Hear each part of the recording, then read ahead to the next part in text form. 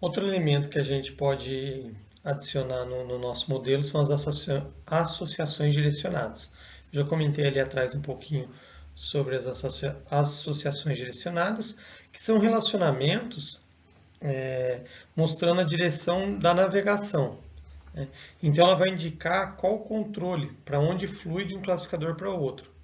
Esse fluxo de controle significa que apenas uma das extremidades de associação especifica a navegabilidade. Por exemplo, não faz sentido aqui, a partir da senha, a gente conseguir ter acesso ao objeto que aquela senha pertence. Então, a partir de um objeto, de um usuário, eu tenho a senha daquele usuário, né? Mas o contrário não faz sentido. Então, eu posso direcionar e sempre a leitura vai ser nesse sentido. Isso tudo são relacionamentos que nos ajudam a entender melhor o modelo.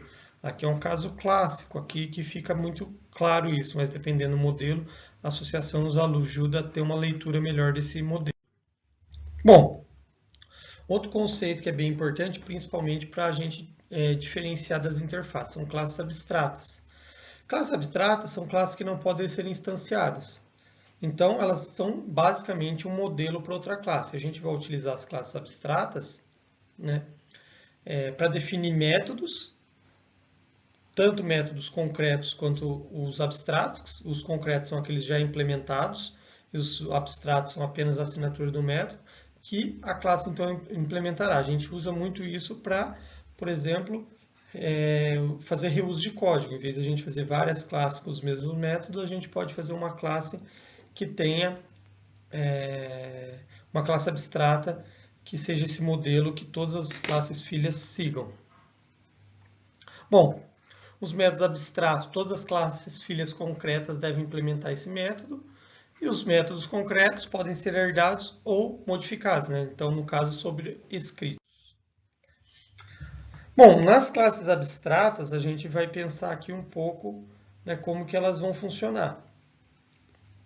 No caso aqui, a gente tem, por exemplo, um exemplo de classe abstrata, no que eu tenho um veículo e atributos que são comuns aos dois tipos de veículos, e os atributos que não são comuns a eles, a gente coloca específico em cada veículo.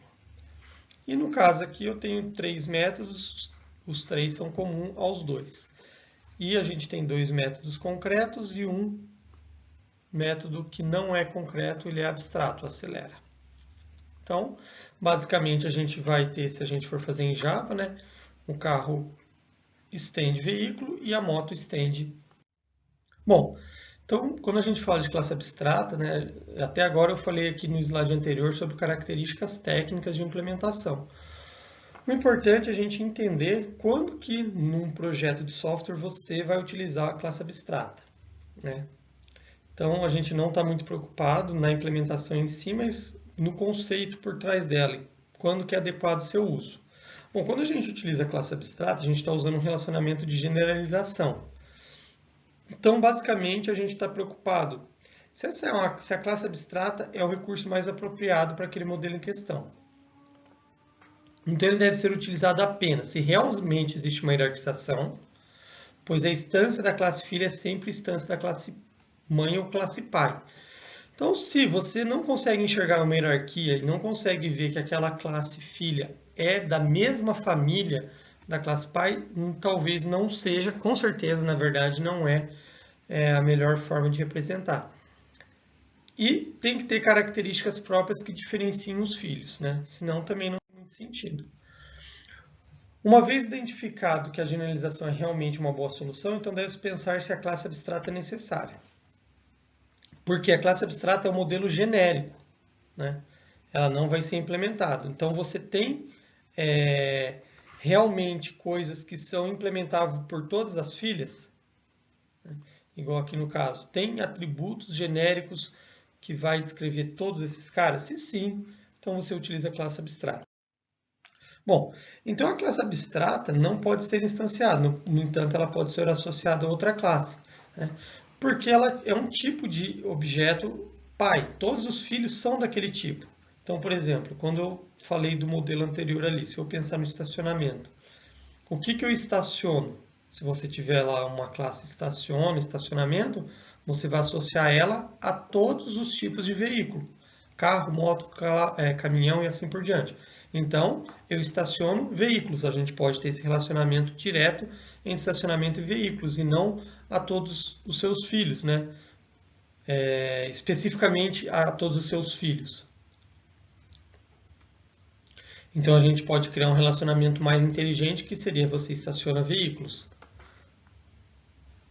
Bom, então assim, tá certo esse modelo? Tá certo, porque uma vaga está relacionada a um veículo. Né? Bom, talvez aqui a gente tem que pensar, ó, vaga, aqui no caso não seria o melhor relação. Por quê? Porque a vaga de carro e de moto seriam diferentes, né? Então, mas conceitualmente isso aqui está correto, né? Então eu estou dizendo aqui que um veículo, né, estaciona dentro da vaga, a gente pode instanciar um veículo e obrigatoriamente esse veículo tem que ser do tipo filho, né?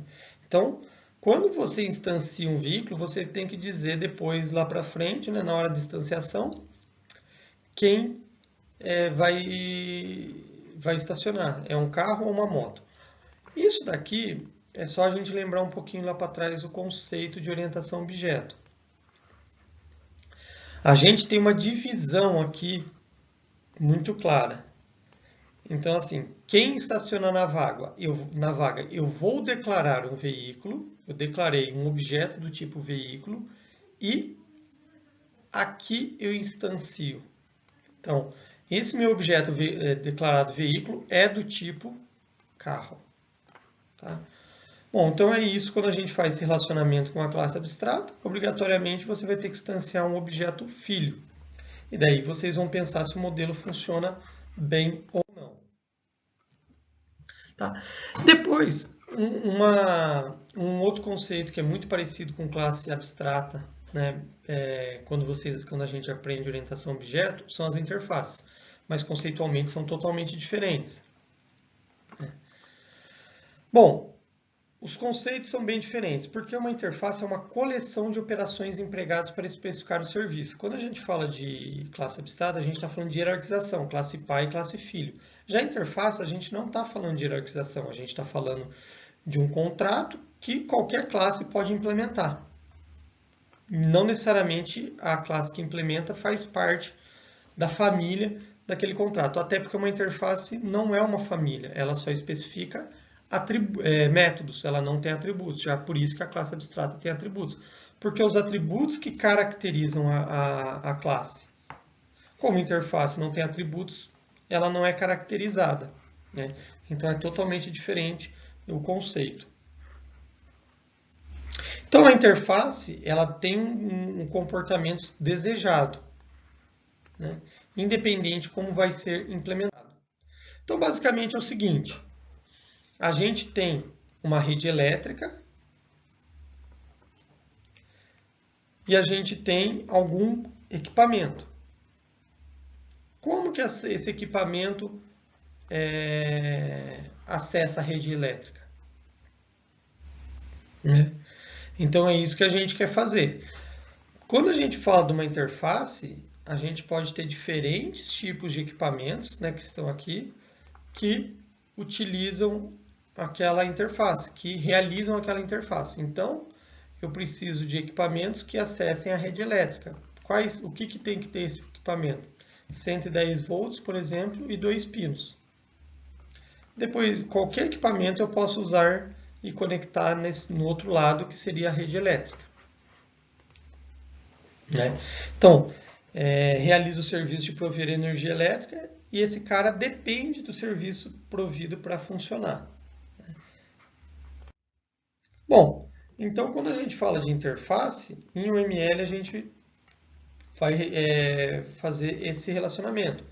Essa é a estereotipação. A gente vai definir aqui que é uma interface e vai ter o que? Os métodos que ele implementa. Aqui a gente tem o relacionamento de dependência e aqui o de realização. Ou seja, esse cara depende Esse cara aqui depende de uma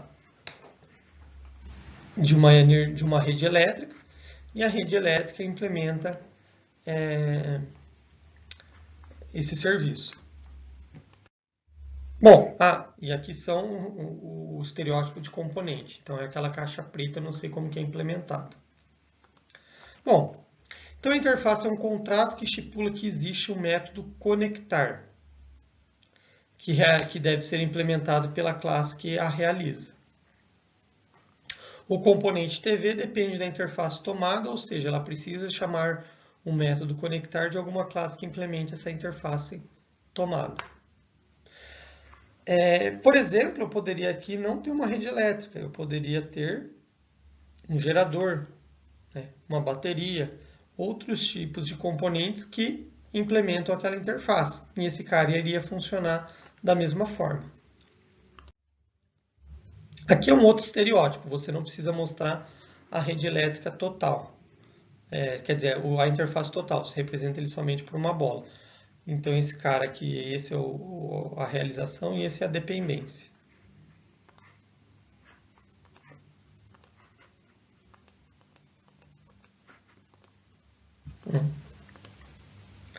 Bom, ao invés do extend, porque a gente não estende uma classe, né, a gente não estende, ela não vira um filho. Por isso que na herança a gente usa o extend, você herda todas as características e melhora, né? Aqui não, aqui a gente simplesmente implementa o contrato. Então, rede elétrica implementa o que está definido aqui. O que está definido?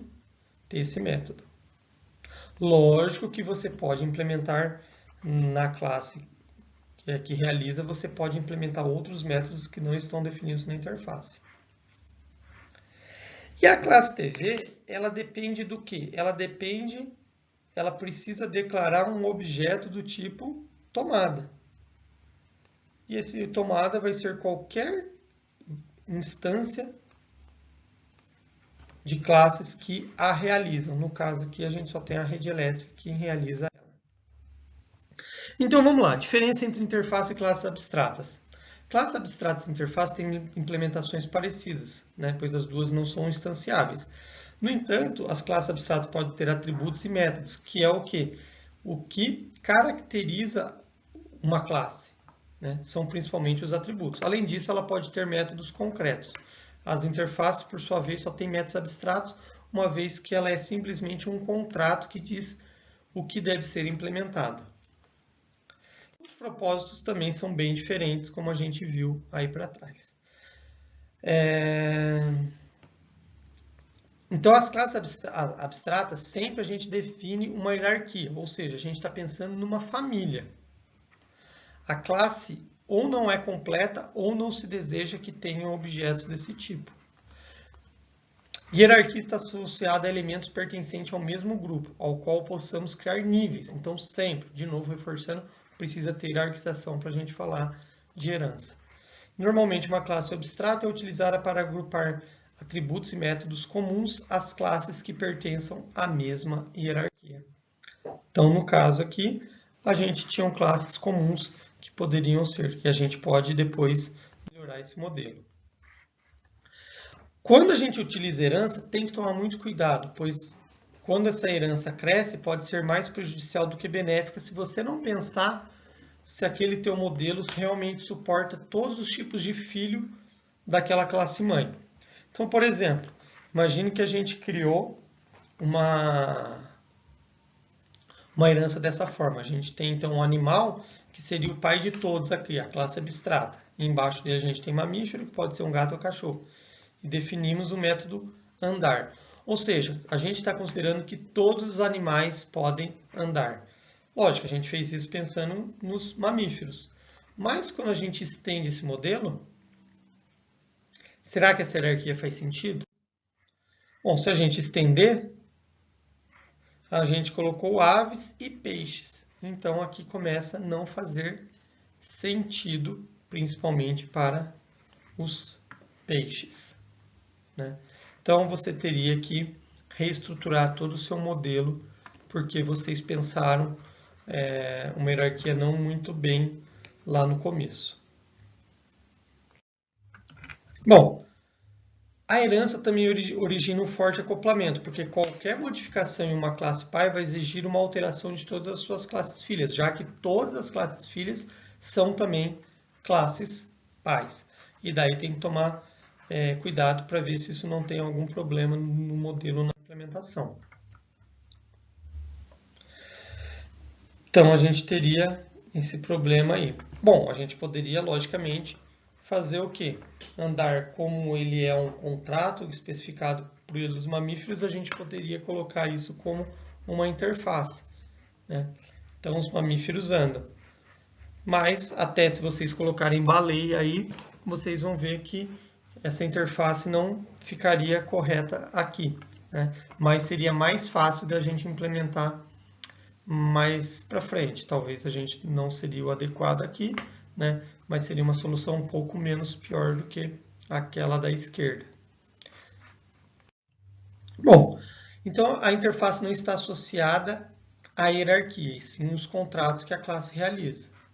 Então, por exemplo, a gente tem um MP3 player ou um CD player.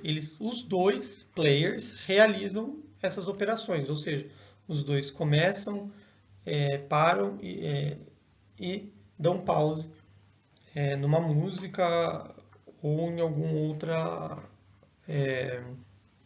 outro tipo de arquivo. Bom, então a ideia é utilizar os diversos tipos de relacionamento para criar modelos mais complexos e robustos. E é aí que a gente vai crescendo nosso modelo. Por exemplo, a gente poderia utilizar vários dos relacionamentos que a gente viu aí nessa aula. Então a gente tem um aparelho que ele é composto por um ou mais players. Então você poderia fazer um Blu-ray que tem tanto MP3 player quanto CD player, né? Todos os aparelhos devem ligar e desligar, então esses caras já são implementados aqui no aparelho, a gente não precisaria reimplementar eles aqui. Mas, obrigatoriamente, esses caras aqui vão ter que implementar essas três funcionalidades.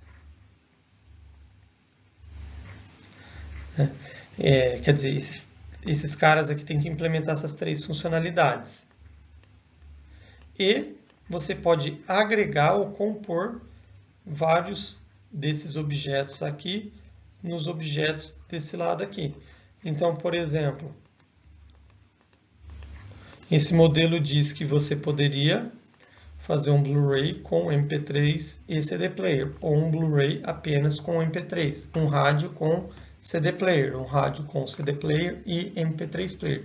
Então você poderia compor de diversas formas. Bem, pessoal, aqui foi só para a gente rever então alguns conceitos de classes e entender como que eles vão ser importantes aí quando a gente continuar estendendo o nosso modelo, tá certo?